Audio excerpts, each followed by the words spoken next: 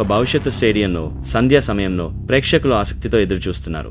ఈరోజు 2 పురాణ జీవులు గౌరవం కోసం పోరాడనున్నాయి. ఒకవైపు భారత సింహం ధైర్యానికి ప్రతీక, మరోవైపు చైనా డ్రాగన్ శక్తికి చిహ్నం. పోటీ మొదలవుదాం. బెల్ మోగింది. పోరాటం మొదలైంది.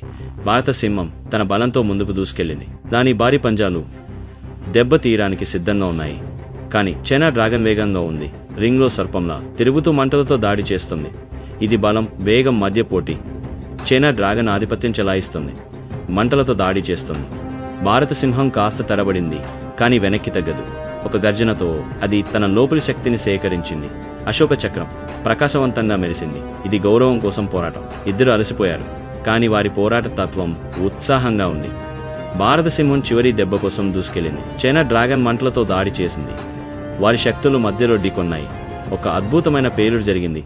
స్టేడియం కంపించింది. బెల్ మోగింది. విజేతల నిర్ణయాన్ని ప్రేక్షకులకు ఇచ్చారు. భారత సింహాన్ని గెలిపించాలంటే సబ్స్క్రైబ్ చేయండి మరియు ఇరు దేశాల గెలుపును కామెంట్ రూపంలో తెలియజేయండి. వీడియోకు లైక్ చేయడం మర్చిపోకండి.